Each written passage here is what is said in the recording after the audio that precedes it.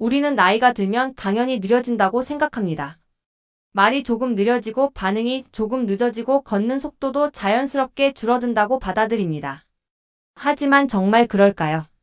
걷는 속도는 단순한 습관의 문제가 아닙니다. 걷는 속도는 몸 전체의 종합 점수입니다. 보행은 가장 단순한 동작처럼 보이지만 실제로는 가장 복합적인 움직임입니다. 근육이 수축하고 관절이 각도를 조절하고 신경이 타이밍을 맞추고 심장은 혈액을 공급하고 폐는 산소를 보내며 균형 감각은 끊임없이 미세 조정을 합니다. 한 발을 내딛는 순간에도 수십 개의 근육과 관절이 동시에 협력합니다.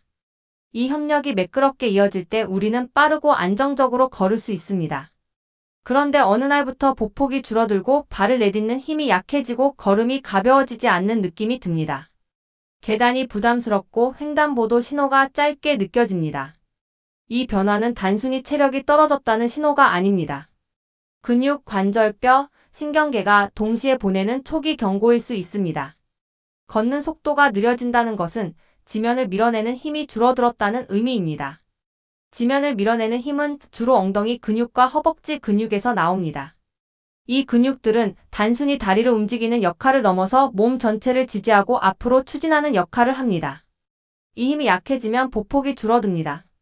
보폭이 줄어들면 속도가 떨어집니다.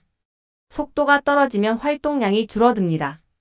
활동량이 줄어들면 근육은 더 빠르게 감소합니다. 이것은 악순환의 시작입니다. 근육량은 30대 이후부터 서서히 감소합니다. 특별한 자극이 없다면 그 감소 속도는 점점 빨라집니다. 그러나 우리는 그 변화를 체중계로는 잘 느끼지 못합니다. 체중은 크게 변하지 않아도 근육은 줄고 지방은 늘어날 수 있기 때문입니다. 걷는 속도는 이 변화를 가장 먼저 드러내는 지표입니다. 또 하나 중요한 것은 균형입니다. 속도가 느려지는 이유 중 하나는 무의식적인 안정 추구입니다. 몸이 균형에 자신이 없을 때 우리는 보폭을 줄이고 속도를 낮춥니다. 넘어질 가능성을 줄이기 위해 자동으로 조정하는 것입니다. 이 조정은 보호 전략이지만 동시에 신호입니다. 하체 근력, 발목 안정성, 고관절 조절 능력이 이전보다 약해졌다는 신호입니다. 관절도 같은 메시지를 보냅니다. 무릎이나 엉덩이 관절에 미세한 염증이나 마찰이 시작되면 우리는 통증이 심하지 않더라도 자연스럽게 속도를 줄입니다. 통증을 피하려는 움직임이 반복되면서 관절 가동 범위는 점점 줄어듭니다. 관절이 덜 움직이면 윤활 작용도 줄어듭니다. 윤활이 줄어들면 마찰이 증가합니다. 마찰이 증가하면 염증이 지속됩니다. 속도 저하는 단순한 결과가 아니라 진행의 일부가 됩니다. 뼈도 예외가 아닙니다. 뼈는 자극을 통해 유지됩니다. 체중 부하와 근육 당김이 뼈를 자극하여 밀도를 유지합니다. 걷는 속도가 줄어들고 보폭이 작아지면 뼈에 가해지는 자극도 감소합니다. 자극이 줄어들면 밀도 유지 신호도 약해집니다. 밀도가 낮아지면 균형에 대한 불안은 더 커집니다. 그 결과 속도는 더 느려집니다. 이 모든 과정은 급격하지 않습니다. 조용히 서서히 몇 년에 걸쳐 진행됩니다. 그러나 걷는 속도는 거짓말을 하지 않습니다. 연구에서는 보행 속도가 낮을수록 심혈관 위험, 근감소 위험, 낙상 위험이 높아질 수 있다는 결과가 반복적으로 보고됩니다. 걷는 속도는 단순한 운동 능력이 아니라 생존력과도 연결된 지표로 평가됩니다. 우리는 흔히 아직 괜찮다고 말합니다. 통증이 심하지 않으면 문제로 인식하지 않습니다. 그러나 관리의 시작은 통증 이후가 아니라 속도 저하 시점입니다. 보폭이 줄어들기 시작했을 때, 계단이 예전보다 무겁게 느껴질 때, 평소 속도를 유지하기 어려울 때, 그 순간이 바로 개입 시점입니다. 중요한 것은 두려워하는 것이 아니라 인식하는 것입니다. 속도는 훈련을 통해 회복될 수 있습니다. 근육은 자극을 주면 반응합니다. 관절은 움직이면 윤활이 개선됩니다.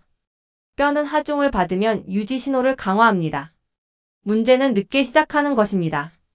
걷는 속도가 눈에 띄게 느려진 이후에는 회복에 더 많은 시간과 노력이 필요합니다. 그러나 초기 단계에서는 비교적 단순한 개입으로도 충분히 방향을 바꿀 수 있습니다. 우리는 앞으로 이 영상에서 그 방향 전환의 구체적인 방법을 하나씩 다룰 것입니다. 근육 감소의 초기 신호, 관절 가동성의 변화, 뼈 자극 전략, 그리고 실제 속도를 되찾는 훈련 구조까지 단계적으로 이어가겠습니다. 걷는 속도는 나이를 말해주는 숫자가 아닙니다. 지금의 관리 수준을 말해주는 지표입니다. 걷는 속도가 느려진다는 것은 단순히 발이 천천히 움직인다는 의미가 아닙니다. 그 속도 저하는 특정 근육의 기능 저하와 직접적으로 연결되어 있습니다.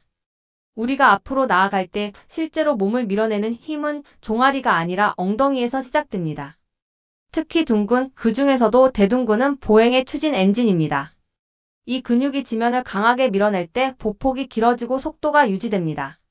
그런데 대둔근은 사용하지 않으면 빠르게 약해지는 근육입니다. 오래 앉아있는 생활, 계단 대신 엘리베이터, 짧은 보폭의 습관적 보행은 이 근육을 점점 비활성화시킵니다.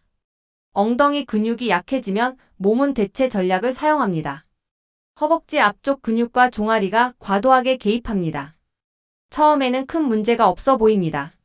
그러나 시간이 지나면 무릎 부담이 증가하고 피로가 빨리 쌓입니다. 이 시점에서 나타나는 첫 번째 변화가 보폭 감소입니다. 보폭이 줄어들면 지면 반발력을 충분히 활용하지 못합니다.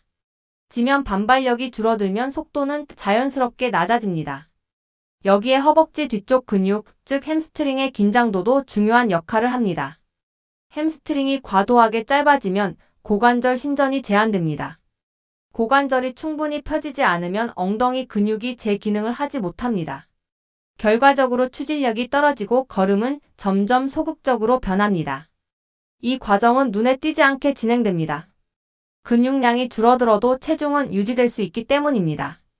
지방이 그 자리를 채우기 때문입니다. 그러나 기능은 숨길 수 없습니다. 의자에서 일어날 때 시간이 더 걸리고 계단을 오를 때 다리가 묵직하게 느껴지고 평지를 걸어도 속도를 유지하기 어렵습니다. 이것이 초기 근감소 신호입니다. 근감소는 단순히 근육이 줄어드는 현상이 아닙니다. 근섬유의 질이 변하고 신경과 근육 사이의 신호 전달 속도가 느려집니다. 같은 힘을 내기 위해 더 많은 에너지가 필요해집니다. 신경계는 효율이 떨어진 근육을 보호하기 위해 속도를 낮춥니다. 속도를 낮추면 요구되는 힘이 줄어듭니다. 요구되는 힘이 줄어들면 근육 자극도 줄어듭니다. 이것은 또 다른 악순환입니다. 특히 고관절 주변 근육은 노화에 매우 민감합니다. 이 부위가 약해지면 균형 능력도 함께 감소합니다. 균형이 흔들리면 몸은 안전을 우선시합니다. 보폭을 줄이고 지면 접촉 시간을 늘리고 속도를 낮춥니다. 이 전략은 낙상을 줄이는 대신 근육 자극을 더 줄이는 방향으로 작동합니다. 또 하나 중요한 요소는 발목입니다. 발목의 저축 굴곡 힘, 즉 발끝으로 지면을 밀어내는 힘이 약해지면 추진력이 떨어집니다. 발목이 약하면 종아리 근육이 쉽게 피로해지고 피로는 속도 감소로 이어집니다. 엉덩이, 허벅지, 발목은 하나의 사슬입니다. 한 곳이 약해지면 다른 곳이 과부하를 받습니다. 과부하는 통증을 부르고 통증은 속도 저하를 가속합니다.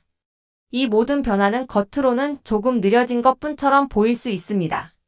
그러나 내부에서는 근육 단백질 합성과 분해, 균형이 이미 기울어져 있을 가능성이 있습니다. 근육은 자극이 있어야 유지됩니다. 속도가 줄어들면 자극이 줄어듭니다. 자극이 줄어들면 근육은 더 줄어듭니다. 따라서 관리의 핵심은 단순히 걷는 시간을 늘리는 것이 아니라 걷는 질을 회복하는 것입니다. 보폭을 의식적으로 넓히고 지면을 강하게 밀어내는 감각을 되살리고 엉덩이 근육을 활성화해야 합니다. 근육은 나이를 이유로 사라지는 것이 아니라 자극이 부족해서 사라집니다. 그리고 자극은 반드시 고강도일 필요는 없습니다. 정확한 부위에 반복적으로 전달되는 충분한 부하가 중요합니다. 지금 이 시점에서 속도가 조금 느려졌다면 그것은 되돌릴 수 있는 단계일 가능성이 높습니다. 그러나 방치하면 근감소는 구조화됩니다. 근섬유 유형이 변하고 폭발적인 힘이 먼저 사라집니다. 폭발적인 힘이 사라지면 빠른 보행은 더 어려워집니다. 빠른 보행이 어려워지면 일상 활동 범위가 줄어듭니다. 활동 범위가 줄어들면 근육 감소는 가속됩니다. 이 연결고리를 끊는 시점은 지금입니다. 근육이 추진력을 만든다면 관절은 그 힘이 통과하는 통로입니다. 통로가 좁아지면 아무리 강한 힘이 있어도 속도는 나지 않습니다. 걷는 동작에서 가장 중요한 관절은 고관절, 무릎, 발목입니다. 이 세 관절이 일정한 각도로 부드럽게 움직일 때 보폭이 확보되고 추진력이 자연스럽게 이어집니다. 문제는 관절의 변화가 통증보다 먼저 시작된다는 점입니다. 많은 사람들은 아프지 않으면 괜찮다고 생각합니다. 그러나 관절은 통증 없이도 가동 범위가 줄어들 수 있습니다. 연골의 탄성이 감소하고 관절낭이 점차 뻣뻣해지고 윤활액의 질이 떨어지면 움직임은 미세하게 제한됩니다. 고관절이 충분히 펴지지 않으면 다리가 뒤로 길게 뻗지 않습니다. 다리가 뒤로 뻗지 않으면 보폭이 줄어듭니다. 보폭이 줄어들면 속도는 감소합니다. 무릎 역시 마찬가지입니다. 무릎이 완전히 펴지지 않으면 체중이 효율적으로 전달되지 않습니다. 약간 굽은 상태로 반복되면 허벅지 앞쪽 근육에 부담이 쌓이고 피로가 빨리 찾아옵니다. 피로는 곧 속도 저하로 이어집니다. 발목의 가동성은 생각보다 더 중요합니다. 발목이 충분히 굽혀지지 않으면 지면 반발력을 흡수하고 다시 밀어내는 과정이 제한됩니다. 발목이 뻣뻣해지면 걸음은 짧아지고 충격은 무릎과 고관절로 더 많이 전달됩니다. 이 변화는 갑자기 나타나지 않습니다. 앉아있는 시간이 늘어나고 가동 범위를 끝까지 쓰지 않는 움직임이 반복되면서 서서히 진행됩니다. 관절은 사용한 범위만큼만 유지됩니다.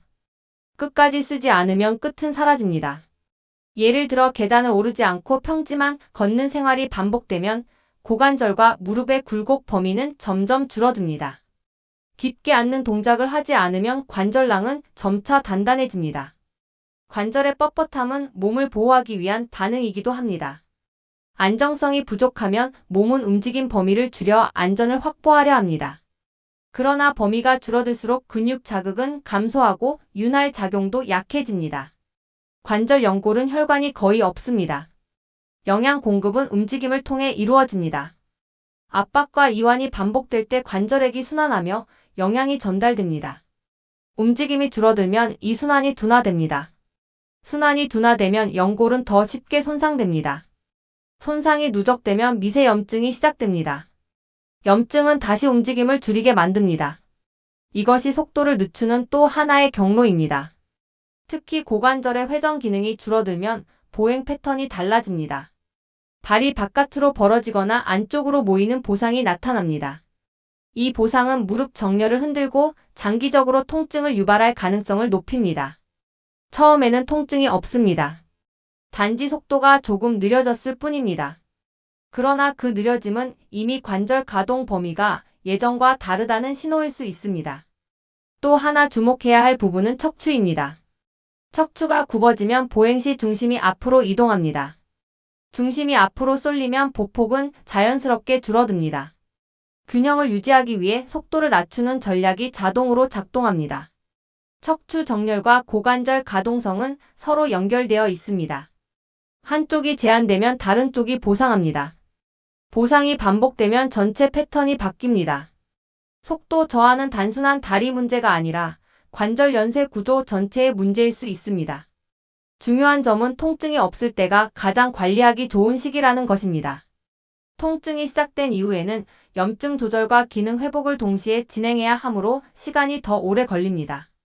지금 보폭이 줄어들고 걸음이 작아졌다면 그것은 관절이 보내는 조용한 메시지일 수 있습니다. 가동 범위를 다시 확보하고 끝 범위까지 부드럽게 움직이는 훈련이 필요하다는 신호입니다.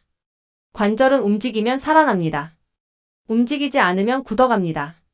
근육이 약해지고 관절이 굳어지면 속도는 줄어듭니다. 그러나 그 아래에서 또 하나의 구조가 함께 변하고 있습니다. 바로 뼈입니다. 뼈는 고정된 구조물이 아닙니다. 끊임없이 재형성과 흡수를 반복하는 살아있는 조직입니다. 우리가 움직일 때, 체중이 실릴 때, 근육이 당길 때 그 자극을 감지하고 밀도를 조절합니다. 이 과정을 이해하지 못하면 뼈는 조용히 약해집니다. 보행은 가장 기본적인 체중 부하 운동입니다. 걸을 때마다 발을 통해 충격이 전달되고 그 자극이 경골과 대퇴골, 골반을 통해 분산됩니다. 이 반복 자극이 골밀도 유지에 중요한 신호가 됩니다. 그런데 걷는 속도가 느려지고 보폭이 줄어들면 어떻게 될까요? 지면을 밀어내는 힘이 약해집니다.